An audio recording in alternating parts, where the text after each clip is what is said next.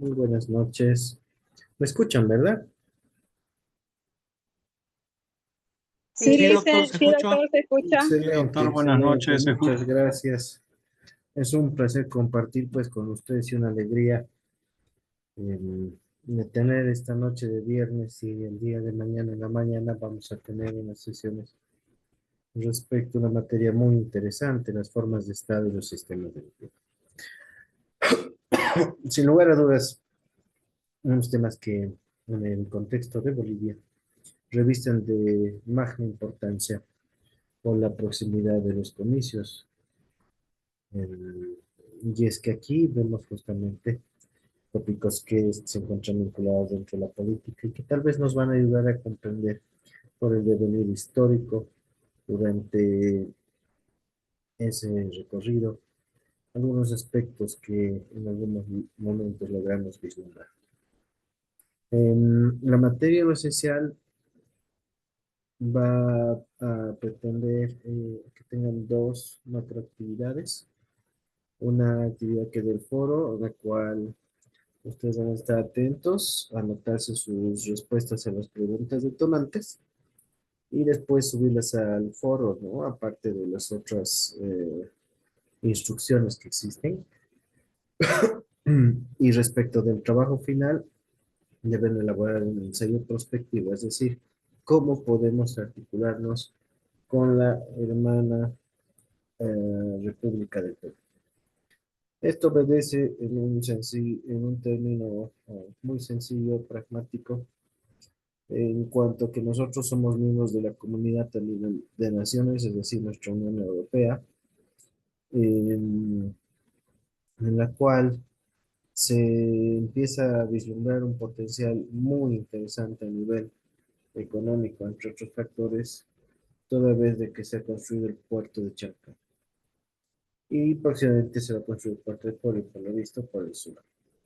Eso va a dar una dinámica muy interesante en materia económica, toda vez de que Brasil debe exportar sus productos, importar también otros productos, y se está generando una articulación a partir de las zonas francas en el Perú, en las proximidades de Chancay, la construcción de fábricas, etcétera, de vehículos, ¿no? Marcas BYD, etcétera, entre otros, que llegan en cantidades respecto a vehículos. Ahora, bajo ese tenor, tenemos que tener una óptica en la cual va a tener que Bolivia necesariamente que mirar, ¿no? Entonces, encontrarse básicamente en medio de las dos potencias, Brasil y Perú, y que pese a que se están construyendo una carretera al norte de Pan, etcétera, no va a ser lo mismo respecto de los estados que se encuentran en el sur de Brasil, ¿no? En cuanto a la distancia, sin lugar a dudas, un mejoramiento respecto de las carreteras que tenemos en Bolivia, más seguridad jurídica, entre otros elementos, pueden ser muy interesantes a tiempo de que en un futuro logremos articularnos bajo estos elementos. Entonces, justamente la tarea versa respecto a la construcción de una especie de confederación perú-boliviana moderna. Y debemos tener en cuenta que nosotros nos encontramos a partir de la CAN articulándonos. Por ejemplo, existen las decisiones de la CAN que son sus instrumentos normativos, entre los cuales se ha establecido que existe una unificación, por ejemplo, respecto a las placas de control vehicular, ¿no? Es decir, ya no serán las placas azul y blancas, será otro diseño para la comunidad también de naciones, que está conformada por Bolivia, Perú, Colombia y la hermana República del Ecuador. En ese sentido, es un, es una bisagra, digo, el contexto geopolítico de Bolivia. ¿Por qué? Porque del otro lado también se tiene eh, un proceso de consolidación del Mercosur, ¿no? Por sus vaivenes, sin embargo, son procesos de integración. Entonces, estos factores van a mostrarnos que nos encontramos en una realidad en la cual tenemos que generar puentes, ¿no? Y por eso esta materia va a revestir de mucha notoriedad en cuanto a esa aludida pretensión. Entonces, para comenzar, es preciso distinguir los conceptos de forma de Estado y de sistema de gobierno que a menudo se suelen confundir. La forma del Estado se deriva de la manera en cómo están organizados y dispuestos los elementos que lo constituyen: la población, el territorio y el poder público, y cómo se ejerce la soberanía en el interior del Estado. El sistema de gobierno, por su parte, se va a derivar de la organización y estructura de uno de esos elementos en particular, el poder público. Entonces, también se suelen confundir estos dos conceptos con el de régimen político. Y para establecer las formas de un Estado, debe tenerse en consideración, en buena parte, la idea que se tiene en una sociedad determinada acerca de los fines de la organización política, así como el papel del individuo frente a esa organización. Entonces, su fundamento va a ser de orden sociológico y filosófico. En cuanto a los sistemas de gobierno, aunque también en su establecimiento debe tenerse en cuenta consideraciones en ese mismo orden, este fenómeno opera de manera más mm, técnica y obedece a una mecánica de organización del poder, cuyo objetivo va a ser el de permitirle al Estado el cumplimiento de sus fines por los medios adecuados. El profesor Viscaretti explica así la anterior distinción con la expresión respecto de la expresión forma de gobierno, a que esta pues se suele indicar la recíproca posición en la que se encuentran los diversos órganos constitucionales del Estado. Tomando el vocablo gobierno, no en el sentido lato que les propio como un elemento constitutivo del Estado, sino en otro más estricto que significa el conjunto solo de las principales instituciones estatales. Entonces, así ya es posible deducir la diferencia intrínseca con la noción de encontrarse en los tres mencionados elementos constitutivos del Estado, ¿verdad? Que habíamos mencionado. Por su parte, el profesor Pizarro Rousseau refiere que las principales distinciones entre las formas de Estado son las basadas en la eventual articulación del mismo en diversas entidades dotadas de autonomía. En ese sentido, cuando es posible deducir esa diferencia intrínseca con la noción de forma de Estado, nosotros tenemos que tener en cuenta lo que decía el profesor Pizarro. Es decir, las principales distinciones son las basadas en la virtual articulación del mismo, ¿no? En diversas entidades dotadas de autonomía. Y con la expresión forma de gobierno se pretende clasificar la fenomenología de los ordenamientos estatales, analizándolos en el ámbito más circunscrito, es decir, por referencia al modo en que se distribuyen y organizan las diversas funciones del Estado entre los órganos constitucionales. En todos los tiempos se han fijado criterios diversos para determinar la forma del Estado. Y este concepto ha sido confundido tradicionalmente con las diversas clases de gobierno. Algunos pensadores de la antigüedad se ocuparon del problema con ciertos determinantes. Heródoto, por ejemplo, en su obra Los 9 libros de la historia, hace referencia a las diversas formas de gobierno, clasificándolas en monarquía, democracia y aristocracia. Luego Platón en la República describió 5 formas de gobierno: democracia, oligarquía, democracia, tiranía y aristocracia. Pero,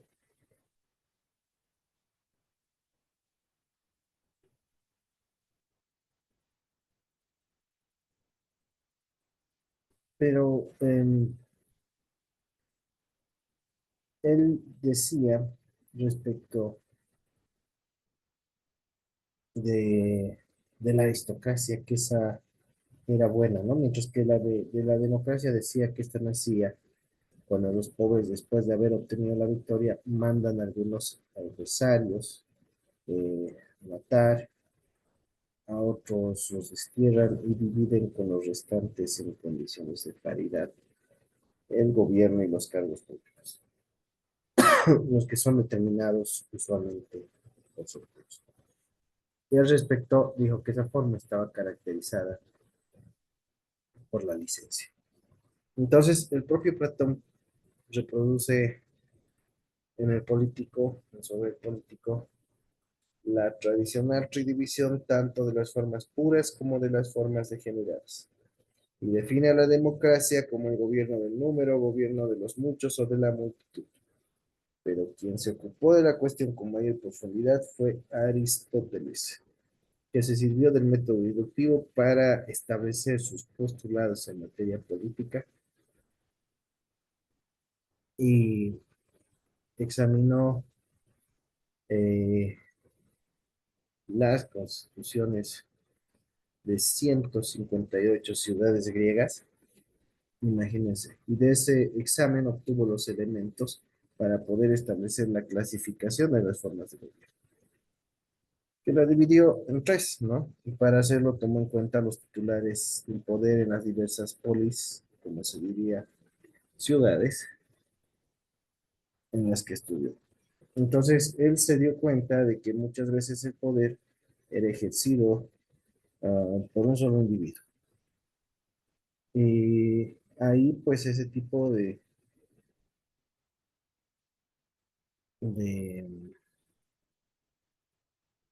cuestiones los clasificó, como les decía, como monarquía, ¿no? De monos uno. Y otras veces, pues, el poder era ejercido por un grupo de individuos. Y Aristóteles denominó esa forma como la aristocracia. Pero además existía otra situación en la cual la titularidad del poder estaba en el conjunto de los ciudadanos. Y esa forma la denominó la democracia o politeia. Y consideró él a la democracia como la forma de gobierno más conveniente. No obstante, para él, toda forma encaminada a realizar bien de la comunidad podría calificarse como puro perfecto. Y a la inversa, cualquiera de esas formas pues era susceptible de corromperse en su ejercicio y desviarse hacia la satisfacción de los intereses individuales de los gobernantes. Así la monarquía podría degenerar en tiranía, la aristocracia en oligarquía y la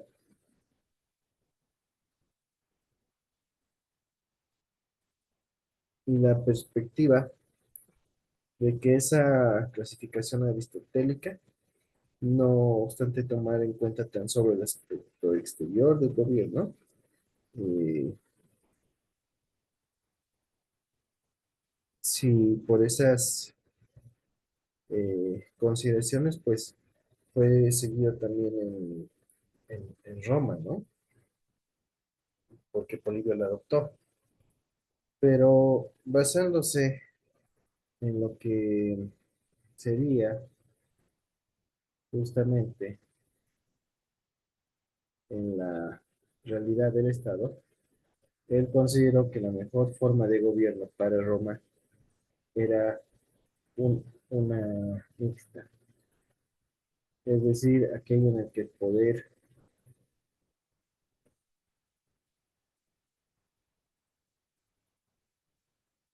estaba dividido entre el monarca y el pueblo, ¿no? O entre una aristocracia y el pueblo, ¿no? Entonces, a dicho respecto, Vamos a nosotros anotar en un cuadernito, en el celular, etcétera, donde ustedes puedan después disponer, porque tienen que publicar en plataforma, la primera pregunta detonante de la noche, ¿no?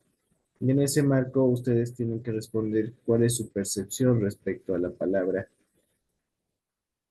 aristocracia, su percepción. 3 minutitos para responder.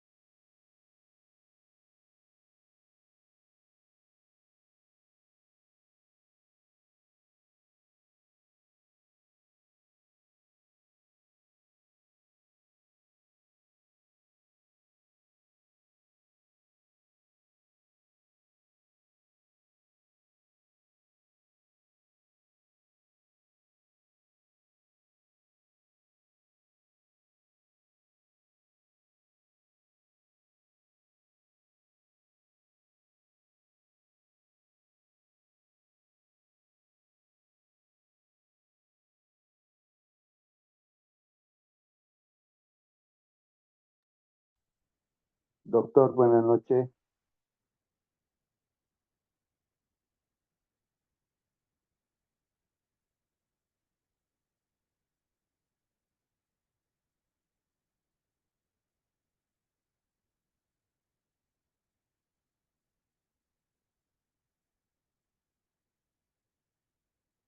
Doctor, sería muy gentil en repetir, por favor, la pregunta.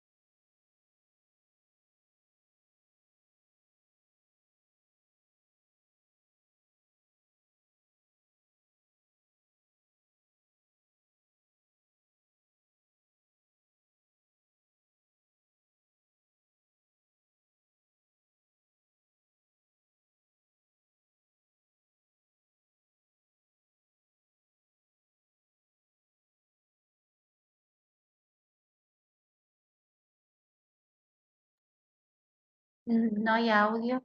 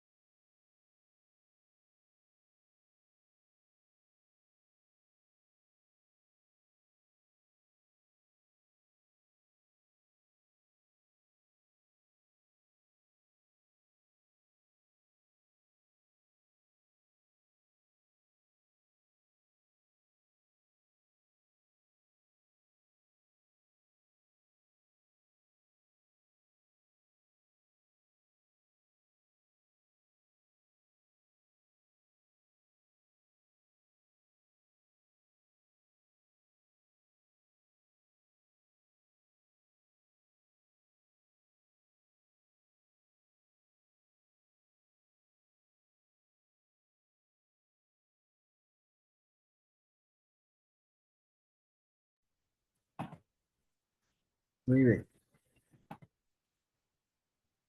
Luis Fernando, por favor le voy a pedir, tanto a usted como a sus compañeros, que guarden un Word eh,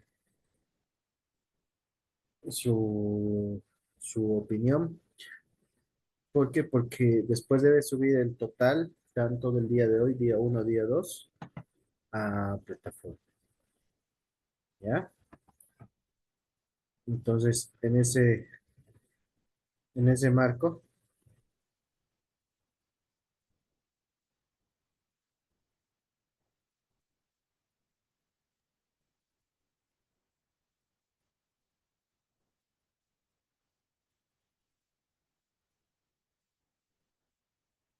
Doctor, buenas noches. eh, ¿cómo está, Betsabe? Es referente a lo que acaba de decir, entonces, porque he entrado al foro y todavía no hay el tema de, Tal vez, tal entonces, vez no se muestra. A ver, voy a verificar en plataforma al terminar la clase.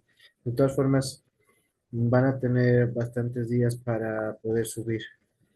Y no se preocupen, lo único que les pido es que almacenen sus respuestas en su Word de ustedes, en su blog de notas de celular, etcétera. Y, y ahí, bueno, guarden todo eso para después subir cuando se les dé la instrucción. ¿Ya? Entonces, vamos a verificar. Vamos a verificar posteriormente. Yo tenía acá las actividades. A ver, permítame un segundito porque estaba aquí con el comal. A ver, no estaba en plataforma. Hay que subir.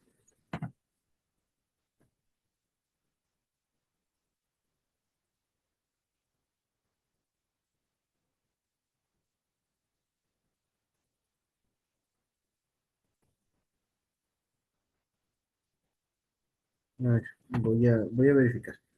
Eh, Doctor, voy a verificar. doctor, generalmente, doctor, lo van a subir después seguramente y van a abrir Van a después habilitar, ¿no? también las actividades. Claro, no lo habilitan el mismo día, doctor. Ya. Perfecto, no hay problema entonces. Bueno, continuemos. Le agradezco la aclaración. Bueno, en bajo ese entendido, pues continuemos. Eh, a ver, la, la perspectiva respecto de la administración de poder, les contaba de Polibio, eh, que fue adoptada en Roma. Sin embargo, hay una comprensión de que el poder estaba dividido en, en- en ese escenario, en ese escenario, entre la monarquía, el pueblo, o la aristocracia y el pueblo. Y la aristocracia pues estaba representada por el Senado, la monarquía por el consulado y la democracia por los comicios.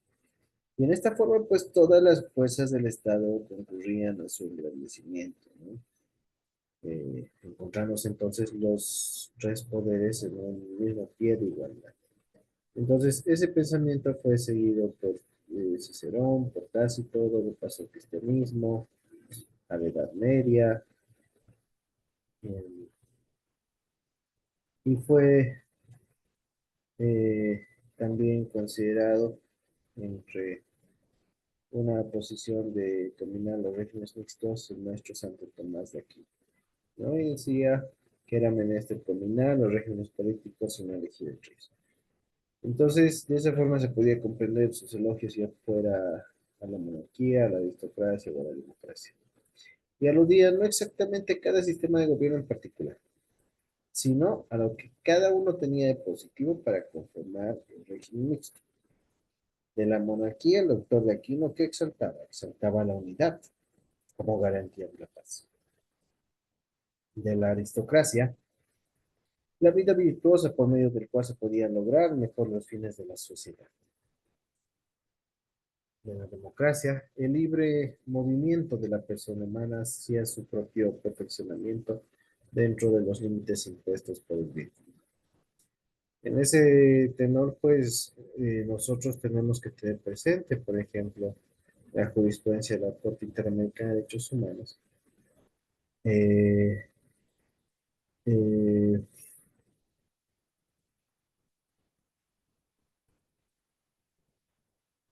respecto del caso Salvador Chiriboga,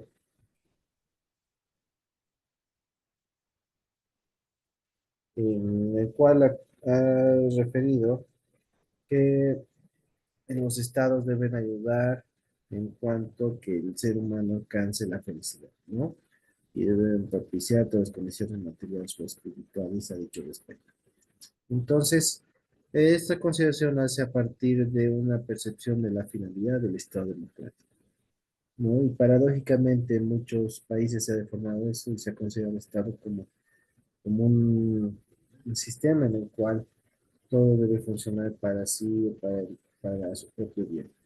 Cuando la realidad respecto a la jurisprudencia interamericana, en esto que es obligatorio y vinculante, establece otros parámetros, ¿no? Entonces, proyecto de vida y alcanzar la felicidad.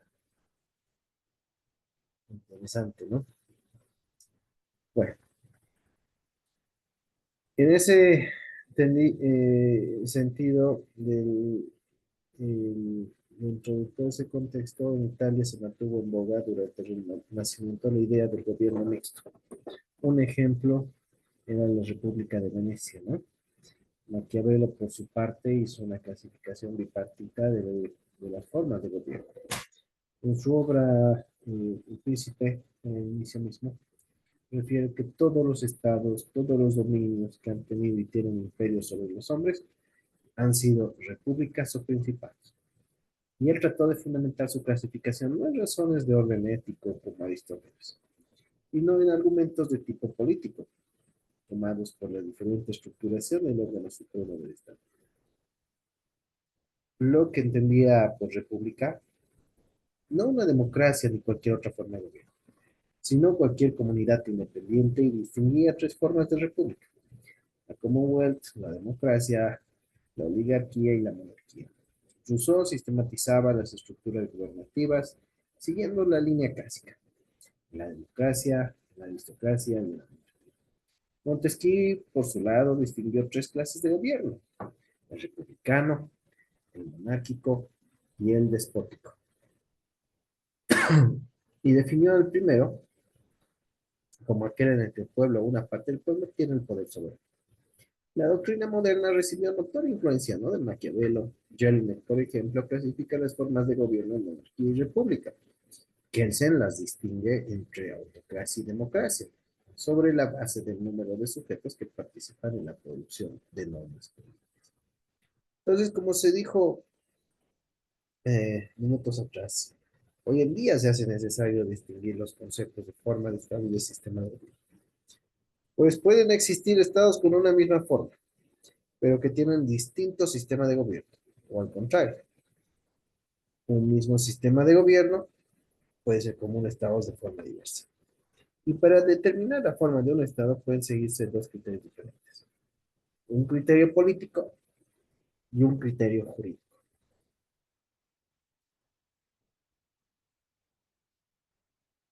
Desde el punto de vista político, debe tenerse en cuenta, como dice Bourdieu, la idea de derecho que representa y sirve de impulso al poder del Estado. Pues todo poder encarna una idea de derecho de naturaleza muy diferente, y ella corresponde a la adopción como un principio rector de la vida social, de una cierta filosofía política. Entonces, es esta concepción cuya realización favorece o realiza el mismo, al cual el Estado le debe su forma política. Entonces, De acuerdo con el anterior concepto, se va a determinar entonces un Estado como liberal o socialista o corporativo, autocrático, etcétera, y se trata en esos casos, pues, de formas de Estado según el criterio político, ya que son la naturaleza, los fines, las tendencias del poder incorporado en la institución estatal los que la determinan.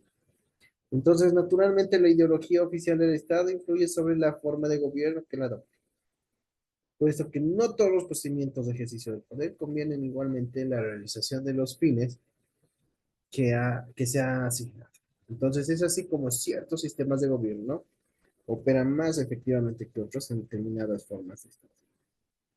Por ejemplo, el régimen parlamentario funciona mejor en un Estado liberal que en un Estado autocrático.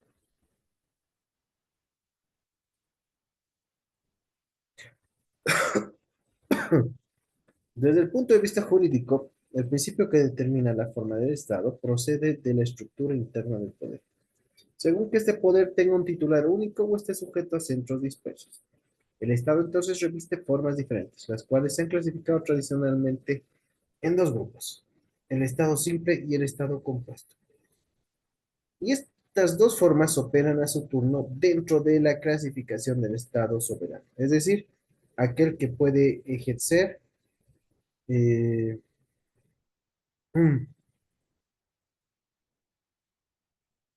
la plenitud de su soberanía,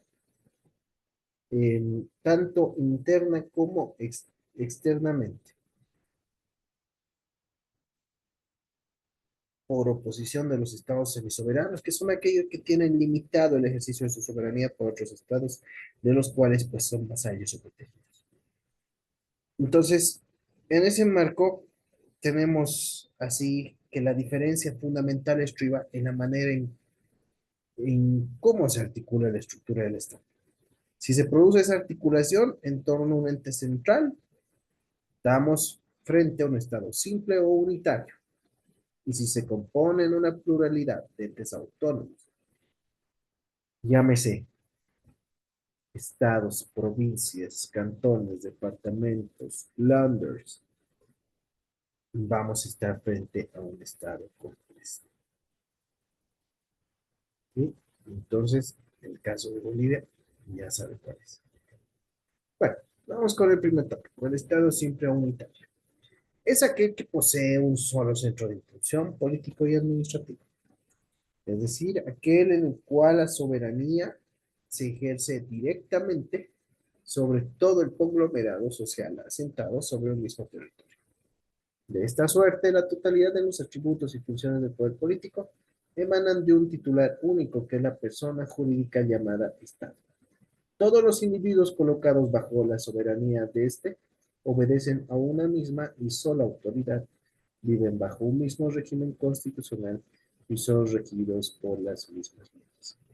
O como explica el profesor Pizarro, hay Estado simple o unitario cuando un país se rige por un único sistema de órganos de gobierno, por lo general por sede en una misma ciudad, la capital, y que actúan sus poderes sobre todo el territorio del Estado. En el Estado unitario existe un solo Parlamento o Congreso cuyas decisiones jurídicas y políticas tienen alcance nacional. Un solo gobierno central cuyos decretos y resoluciones tienen igualmente vigencia en todo el territorio del Estado. Y una sola Corte Suprema de Justicia como máximo tribunal de la justicia ordinaria con jurisdicción nacional. El Estado unitario se rige por el principio de centralización política, que se traduce en unidad de mando supremo, unidad en todos los ramos de la legislación, unidad en la administración de justicia y en general unidad en las decisiones de carácter político que tienen vigencia en todo espacio geográfico nacional. La centralización política no es otra cosa que una jerarquía constitucional reconocida dentro de la organización jurídica del Estado. Debe señalarse, sin embargo, que en el mundo contemporáneo no es común encontrar un Estado rígidamente centralizado. Es decir, un Estado unitario en su forma pura, pues este se presenta en una serie de matices o de formas mixtas en lo que respecta a las normas que regulan las relaciones entre las autoridades centrales y las locales. De ahí que el Estado unitario actual podría definirse como aquella forma de organización estatal en la cual las autoridades centrales poseen poderes reforzados frente a los que se asignan a las autoridades locales. De tal suerte que la mayor parte de las funciones públicas compete directamente al Estado central, mientras que a los entes territoriales o autoridades locales se les asigna competencia en asuntos relativamente subsidiarios y la órbita de la competencia de las entidades territoriales se ha venido ampliando de modo considerable en los estados unitarios, particularmente a través de la figura de la descentralización. Segunda pregunta detonante de la noche. ¿Y cuál es la mi opinión respecto a la descentralización en Bolivia? Reitero, ¿cuál es mi opinión respecto a la descentralización en Bolivia?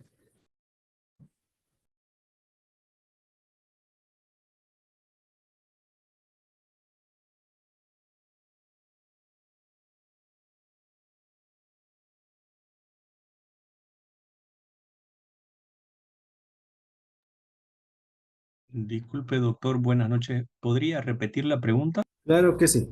¿Cuál es mi opinión respecto a la descentralización en Bolivia?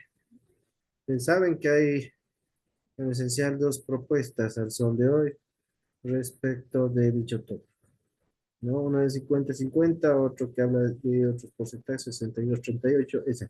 Pero hay una tendencia hacia la descentralización, sin importar el número del porcentaje. De todas formas, respecto de la justicia, creo que nadie quiere dar la mano, nadie le quiere dar 5% del presupuesto. Bueno, pues, ahí brindamos unos minutos para conocer y que puedan anotar su perspectiva.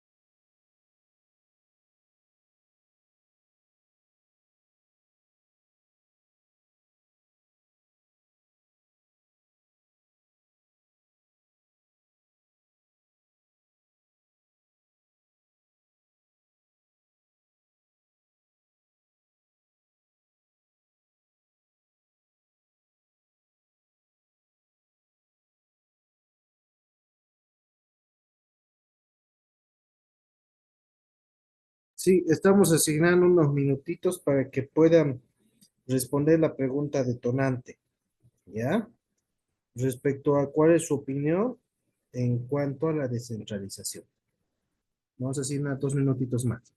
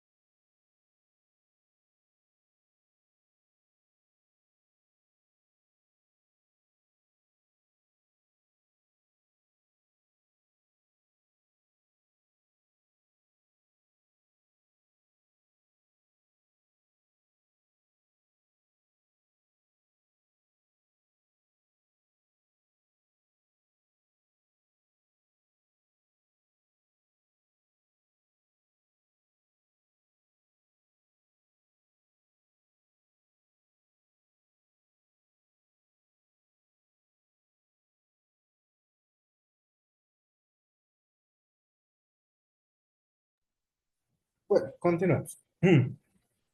Entonces, al respecto, el profesor Libardo Rodríguez redefine a la centralización como un fenómeno jurídico político que consiste en que todas las tareas y funciones públicas se radican en manos de la persona jurídica llamada Estado. Es decir, que el Estado monopoliza todas las tareas y funciones públicas. Y la centralización política es en un Estado unitario no es incompatible con la descentralización administrativa. Por el contrario, la tendencia en los diversos estados unitarios ha sido la de implementar esta última. Entonces, la palabra descentralización, como explica Vidal Perdomo, se emplea en sentido genérico y en sentido técnico. Y de acuerdo con el primero, se le da ese nombre a todo proceso que traslada asuntos de la capital del estado a las entidades seccionales o locales, cualquiera que sea su índole. Entonces, así se habla de descentralización física, económica o industrial en sentido técnico jurídico, y la descentralización significa el traslado de competencias de carácter administrativo a manos de autoridades regionales o locales. Respecto, explica Pisoruso que el carácter unitario de esta estructura no excluye, sin embargo, que en el ámbito de la organización administrativa judicial se apliquen principios descentralizadores en virtud de los cuales se atribuyen funciones de ese tipo a órganos del Estado con sede en localidades periféricas. En este último caso, sin embargo, las áreas en las que se divide el territorio son meras circunscripciones y nunca el elemento territorial de entes dotados de un ámbito mayor o menor de autonomía. Allí donde se instituyen entes locales como los municipios u otros análogos, se configuran a los mismos como titulares de simples funciones administrativas de importancia secundaria, quedando reducida a la mínima expresión su autonomía administrativa normativa, y en todo caso se reserva el ente central las funciones administrativas o de orientación política. El régimen de la descentralización administrativa implica que en el campo de la administración pública puede haber dualidad de competencias, en la medida en que las autoridades regionales o locales dispongan de atribuciones de este tipo por mandato de la Constitución y la ley. Su objetivo es de dar a los entes regionales y locales, provincias, departamentos, municipios, landers, etc., un cierto grado de autonomía en el manejo de determinados asuntos, como puede ser la inversión fiscal, la prestación de los servicios públicos, la construcción y mantenimiento de vías, la administración de empresas industriales y comerciales del Estado, etc. ¿Con miras a qué? Con miras a lograr una mayor inmediación y eficacia en la gestión de estos asuntos, de acuerdo con las exigencias de la comunidad. Pero en el Estado unitario, la autonomía concedida a las colectividades regionales y locales no puede ir hasta su completa independencia del poder central. Y para evitar que ello suceda, se establece que las facultades puestas en cabeza de las autoridades seccionales son delegadas pues por el poder en, en- en cuanto a los lazos que unen sus partes integrantes, ¿no? O en otras palabras, según la mayor o menor dependencia del Estado central en ciertas materias. Y esta forma de Estado reviste a su turno varias modalidades como son los estados de unión personal, los estados de unión real, la confederación de estados y el estado federal. Los estados de unión personal consisten en la reunión bajo el poder de un mismo soberano, de estados monárquicos, cada uno de los cuales conserva su propia organización administrativa y su legislación interna. Se trata de una forma de asociación eminentemente transitoria y frágil, y se fundamenta en la coincidencia respecto de la persona de un monarca determinado y se rige para subsistir por las disposiciones que reglamentan la sucesión entre. Ejemplos históricos de este tipo de estados compuestos en la época moderna fueron la unión del Reino de Inglaterra con el de Hanover, asociados por unión personal entre 1714 y 1837, la de los Países Bajos y el Gran Ducado de Luxemburgo entre 1825 y 1890, y se ha dicho que en el Acta de Independencia de la Nueva Granada, el 20 de julio de 1810, se estableció esta forma de Estado a reconocer como soberano al rey Fernando VII. Pero la prueba de que los granadinos querían conservar tanto la soberanía interna como externa independientes de la de España está en la afirmación hecha en el acta de no abdicar los derechos imprescriptibles de la soberanía del pueblo en otra persona que la de su augusto y desgraciado monarca don Fernando VII, siempre que venga a reinar entre nosotros. Sarcásticamente decía esa condición que se sabía de antemano, pues que era imposible de cumplir. Entonces, esta forma de Estado compuesto ha ido desapareciendo en el mundo contemporáneo y la disolución de las uniones personales ocurre por lo general por el fallecimiento del monarca común. Los estados de unión real en lo esencial consiste en la reunión de estados monárquicos caracterizadas no ya solamente por la identidad de un rey, sino por la disposición expresa de sus respectivas constituciones, además de la existencia de un jefe común. Pueden también tener instituciones comunes como un parlamento, un gabinete, etc. En la unión real, disculpen, en la unión personal, el vínculo es accidental, temporal, en tanto que en la unión real el vínculo es contractual y permanente. Y esa forma también es reminiscencia de un pasado no lejano, ¿no? El ejemplo más sobresaliente es el de Austria-Hungría, que duró de 1867 a 1918. El jefe del Estado tenía pues el título de emperador de Austria y rey de Hungría, y el gabinete ministerial era también común. Y la unión era fruto de convenciones renovables cada 10 años. Entonces el imperio austrohúngaro dejó de existir con la caída de los Habsburgos, ¿verdad? Como consecuencia de la Primera Guerra Mundial. Y otros ejemplos de unión real fueron los de Suecia y Noruega, que estaban unidos de 1814 a 1905, y el de Dinamarca e Islandia entre 1918 y 1944. En ciertos rasgos de esta forma de Estado,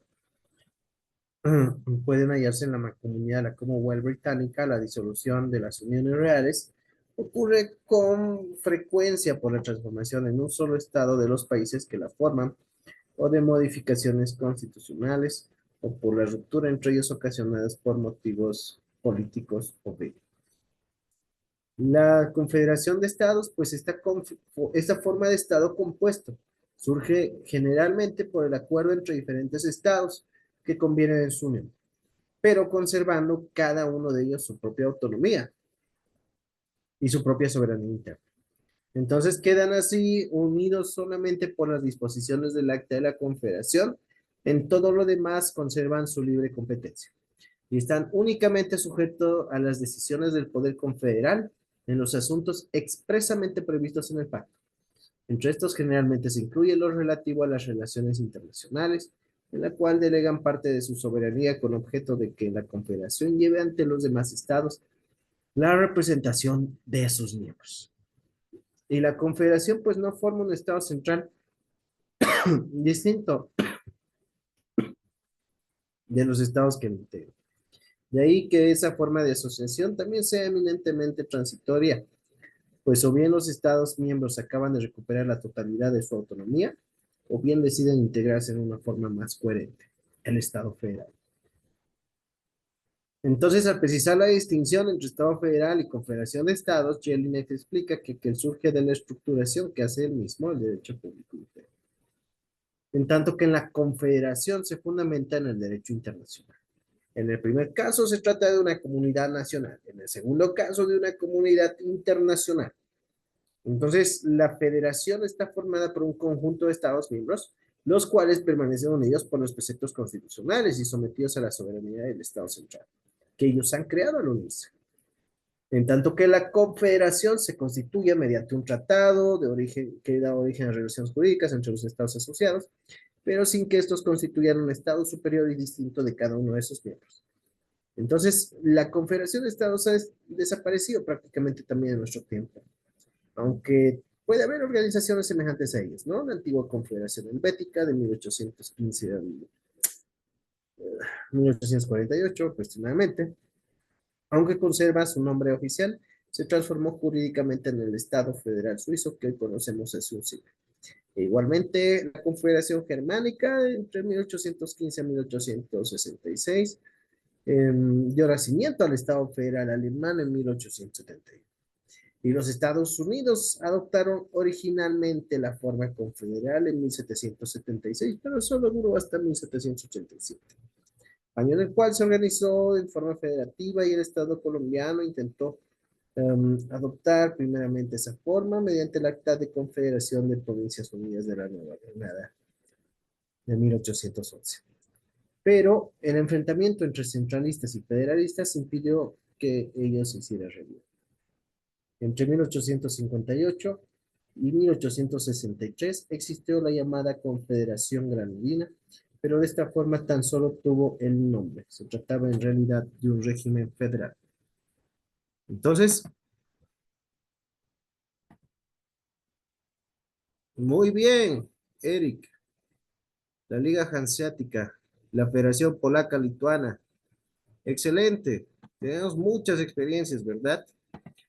A ver, ahora lo que vamos a hacer es una, am, una aproximación porque ustedes deben realizar su ensayo y la idea es pues que tengamos todos los frentes en realidad cubiertos, ¿no? Entonces, para nosotros generar una nueva confederación, tenemos que pensar en una articulación respecto del Perú.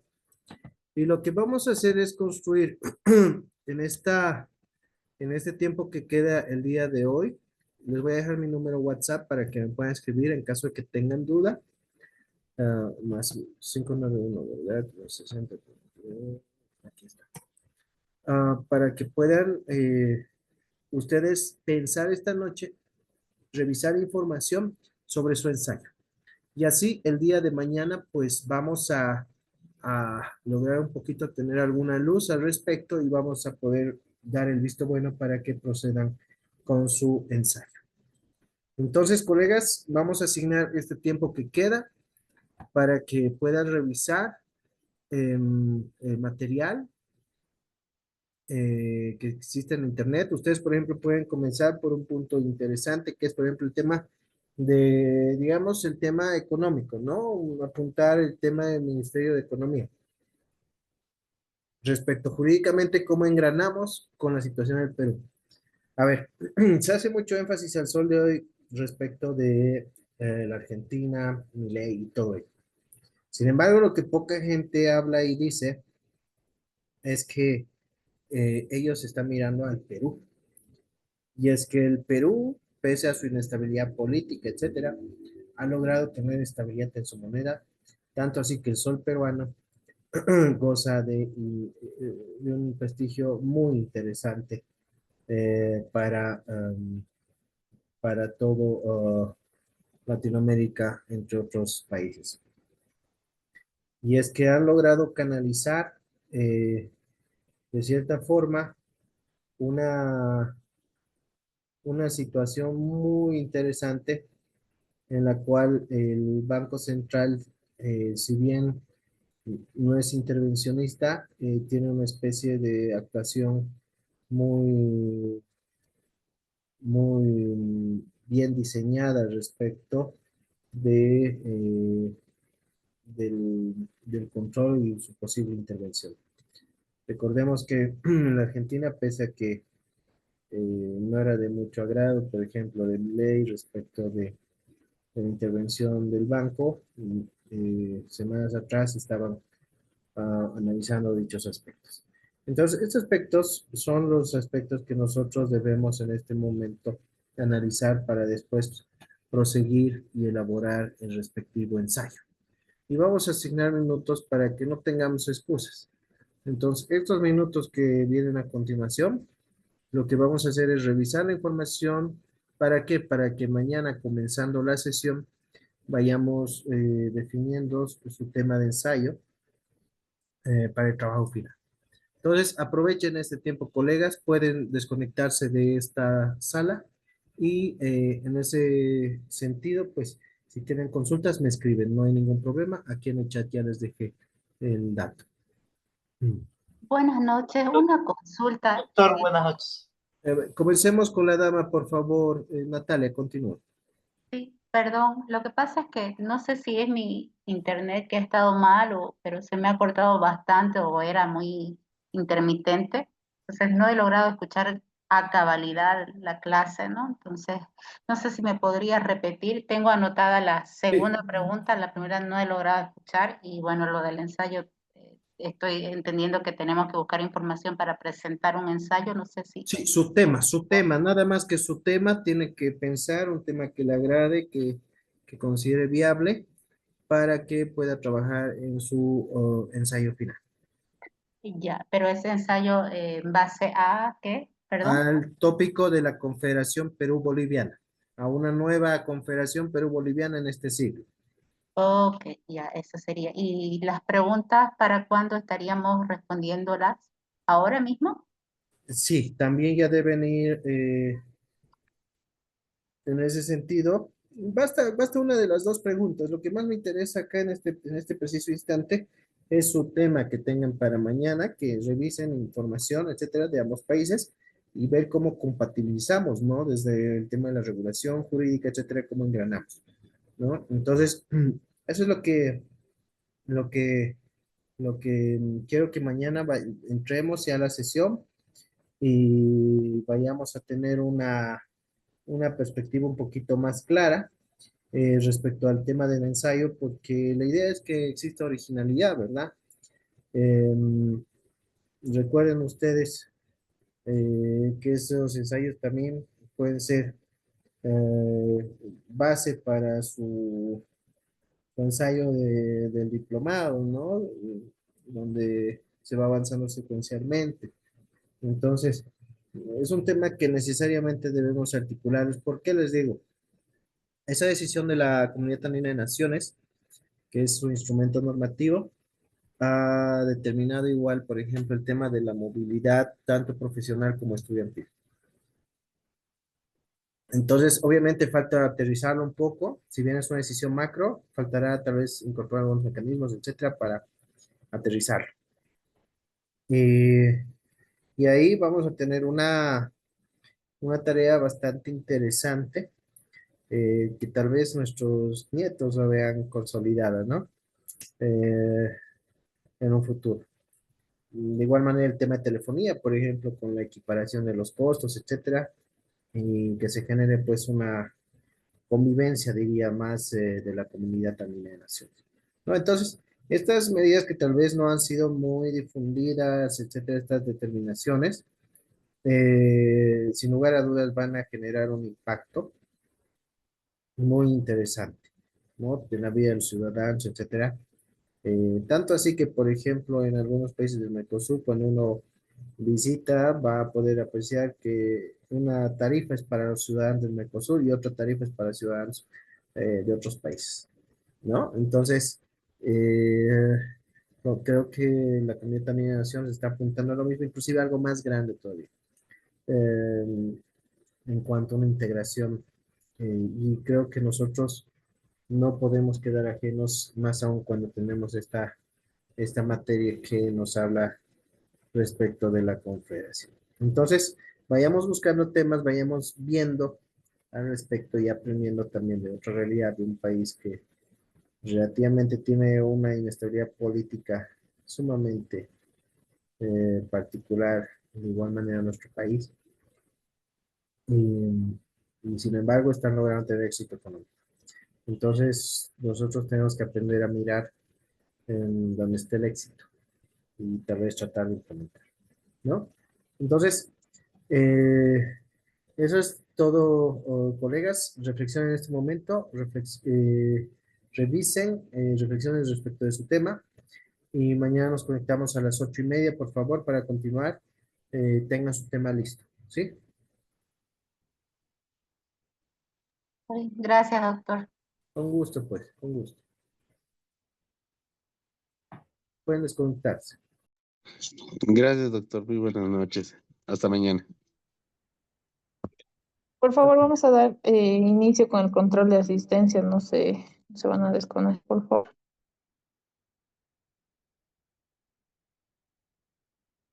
Alpaca Ronald,